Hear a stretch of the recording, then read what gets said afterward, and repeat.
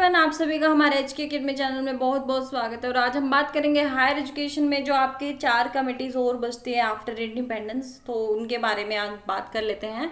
Yashpal committee आपकी पहली committee आती है, जिसमें हम क्या देखते हैं, ये क्या क्या अपने जो अमेंडमेंट या सुझाव हमारे लिए लाते हैं। तो सबसे पहला ये क्या कहते हैं कि इसने सभी उच्च शिक्षा विनियामक और निगरानी निकायों को समाप्त करने और एक सुपर विनियामक बनाने का सुझाव दिया। यानी इसने क्या किया कि हायर एजुकेशन के लिए जितनी भी रेगुलेटरीज हैं, जितनी भी मॉनिटरिंग बॉडीज हैं, जितने भी आपके क्या है सब चीज़ें, जितने भी कमिटीज़ हैं, निकाय हैं, इन सबको समाप्त करके सिर्फ एक निकाय बनाया जाए और उसमें उसको क्या कहा जाए, सुपर रेगुलेटर बनाया जाए। और इसके साथ साथ इसने क्या कहा, जो उच्च शिक्षा और अनुसंधान के लिए 7 सदस्यीय आयोग है, यानी क्या है, that is a 7 member commission for higher education and research. CHER क्या है आपका, commission for higher education research. उसने क्या कहा कि जितने भी रेगुलेटरी अभी तक चल रही है, मॉनिटरिंग बॉडीज है, सबको खत्म करके एक सुपर रेगुलेटरी बनाया जाए। जो 7 सदस्यीय कमीशन जो बनाया गया है वो रहे, जो क्या है आपका commission for higher education research है। इसने ये कहा, इसने टीयर सिस्टम में बताया कि state higher education council would form the second tier of the system. और उसने क्या कहा कि राज्य उच्च शिक्षा परिषदें हैं वो प्रणाली का दूसरा भाग बनेगी। पहला भाग आपका क्या रहेगा, CHER रहेगा, दूसरा भाग में आपकी स्टेट हायर एजुकेशन काउंसिल रहेगा। It also recommended that deemed university status be abandoned and that all deserving deemed universities be either converted into full-fledged universities or scrapped। इसने यह भी सिफारिश की कि डीम्ड विश्वविद्यालय का दर्जा जो है उसको समाप्त कर दिया जाना चाहिए। और इसने क्या सिफारिश की कि डीम्ड विश्वविद्यालय का दर्जा हमें अब समाप्त कर देना चाहिए, आपकी यशपाल कमेटी जो कहती है। इसके साथ साथ जो योग्य डीम्ड यूनिवर्सिटीज़ है, या तो उनको पूर्ण आपकी विकसित डीम्ड यूनिवर्सिटीज़ में परिवर्तित किया जाना चाहिए या फिर उन्हें समाप्त ही कर दिया जाना चाहिए। यानी ये डीम्ड यूनिवर्सिटीज़ के फेवर में नहीं है, ये कहती हैं कि डीम्ड यूनिवर्सिटी को अब ख़त्म कर दिया जाना चाहिए या फिर उनको एक पूर्ण विकसित विश्वविद्यालय बना देना चाहिए। तो यहाँ पे 2 चीज़ें हैं कि वो क्या कहता है कि सारी जितने भी आपकी रेगुलेटरी या फिर मॉनिटरिंग बॉडीज है उनको खत्म करके एक सुपर रेगुलेटर बनाना चाहिए आपको, जो 7 सदस्यीय जो आपका commission for higher education and research है वो। इसके साथ ही क्या कहता है कि सेकंड टीयर में आपका क्या रहेगा, स्टेट हायर एजुकेशन काउंसिल रहेगा।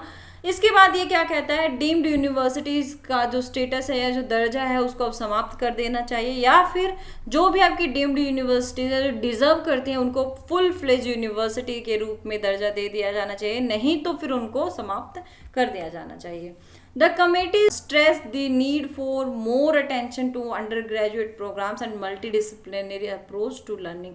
समिति क्या कहती है, स्नातक कार्यक्रमों को और सीखने के लिए बहुविषयक दृष्टिकोण पर अधिक ध्यान देने की आवश्यकता पर बल देती है।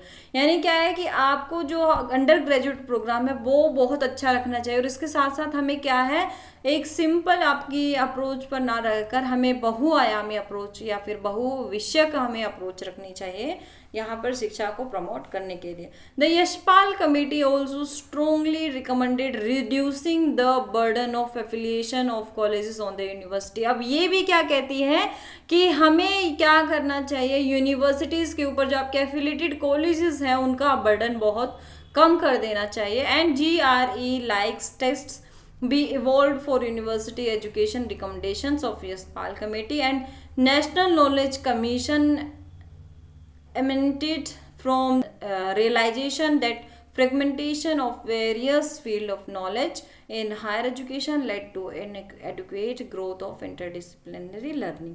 यशपाल समिति ने विश्वविद्यालयों पर कॉलेज की संबंधता के बोझ को कम करने के लिए कहा। यानी क्या है, ये पहले भी हमने कमेटी में पढ़ा कि वहाँ पे भी ये रिकमेंड किया गया था। आपकी कौन सी कमेटी है, जो सैम पित्रोडा कमेटी है, ये भी यही कहती है कि आपकी एफिलिएटेड कॉलेजेस है उसका यूनिवर्सिटी पर बर्डन हमें कम करना चाहिए। सेम यही यशपाल कमेटी भी कहती है कि हमें यूनिवर्सिटीज़ पर एफिलिएटेड कॉलेजेस का बर्डन जो है उसको कम कर देना चाहिए। इसके साथ साथ GRE जैसी परीक्षा विकसित करने की भी सुदृढ़ता से उसने सिफारिश की। यशपाल समिति और राष्ट्रीय ज्ञान आयोग की सिफारिश इस एहसास से उत्पन्न हुई कि उच्च शिक्षा में ज्ञान के विभिन्न क्षेत्रों में विखंडन से अंतः विषय सीखने का अपर्याप्त विकास हुआ है। यानी क्या है कि हम जो हमारा कोर है, हमारा जो बेसिक है, हम उसको नहीं सीख पा रहे हैं। इसलिए उन्होंने क्या कहा कि आपकी जो एजुकेशन पॉलिसी उसमें भी थोड़ा सा इम्प्लीमेंट हमें करना पड़ेगा।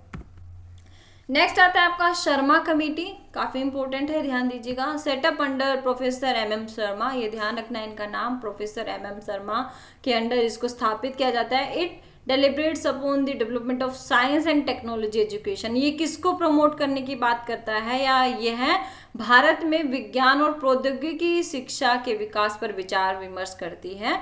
The committee suggested the establishment of the Indian institute of science education and research, IISER। ध्यान रखना है आपको, IISER का सुझाव किसने दिया था, आपकी शर्मा कमेटी ने दिया था। Indian institute of science education and research का जो सुझाव है वो किस समिति ने दिया था, आपका शर्मा कमेटी ने दिया था। भारतीय विज्ञान एवं शिक्षा और अनुसंधान संस्थान, भारतीय विज्ञान शिक्षा और अनुसंधान संस्थान की स्थापना का सुझाव कौन देती है, आपकी शर्मा कमेटी देती है। It also recommended mandated expansion of technical education, ensuring quality and providing access and affordable for technical education. इसने तकनीकी शिक्षा के विस्तार, गुणवत्ता सुनिश्चित करने और तकनीकी शिक्षा के लिए पहुंच और सामर्थ्य प्रदान करने की भी सिफारिश की। यानी क्या है कि हमें हमारा जो टेक्निकल एजुकेशन है उसमें उसकी क्वालिटी को काफ़ी अच्छा बनाना होगा, ताकि हम क्या कर सके, यहाँ पर टेक्निकल एजुकेशन को है उसको अफोर्डेबल बना सके, उसको काफ़ी अच्छा एक्सेसिबल बना सके। इसके बाद the committee also recommended that 500 crore be spent on research in basic science every year by the UGC। समिति ने यह भी सिफारिश की कि UGC द्वारा हर साल बुनियादी विज्ञान में अनुसंधान पर 500 करोड़ खर्च होने चाहिए। आप लोगों को मैंने एक बार पहले भी बताया था कि हमारे जो एक कमेटी उसने क्या कहा था कि हमारा जो बजट है उसका हमें कितना प्रतिशत, हमारे 6% हमारे किस पर खर्च होना चाहिए, एजुकेशन पे खर्च होना चाहिए। सेम यहीं पर क्या है, आपकी शर्मा कमेटी क्या कहती है कि आपकी टेक्निकल एजुकेशन जो है या फिर आपका जो UGC है उसको बुनियादी विज्ञान में अनुसंधान पर 500 करोड़ रुपए तो खर्च करने ही चाहिए।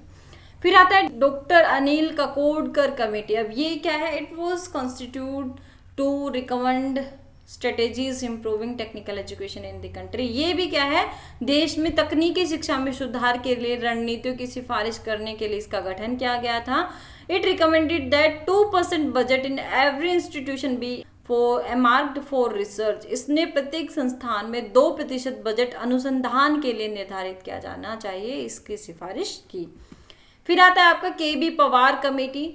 Constituted by the UGC, the committee recommended 4 model of public private partnership in higher education.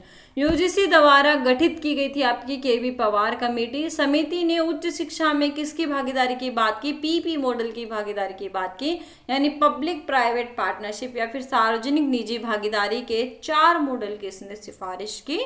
तो ये था आपका KB पवार कमेटी। और इसी के साथ हमारा हायर एजुकेशन सिस्टम का जो डेवलपमेंट है वो आपका इंडिपेंडेंस से पहले किस तरीके से है और इंडिपेंडेंस के बाद किस तरीके से हुआ है, उसमें कौन कौन सी कमिटीज़ थी, कौन कौन सी रिपोर्ट थी, ये सभी हमने यहाँ पे डिस्कस कर ली है। आपका बचता है नेशनल एजुकेशन पॉलिसी 2020, जिसको हम हमारी नेक्स्ट क्लास में देखेंगे। वीडियो आपको पसंद आई हो तो लाइक कीजिए, हमारे HK Academy चैनल को सब्सक्राइब करना ना भूलें। मिलेंगे नेक्स्ट वीडियो में, तब तक के लिए थैंक यू।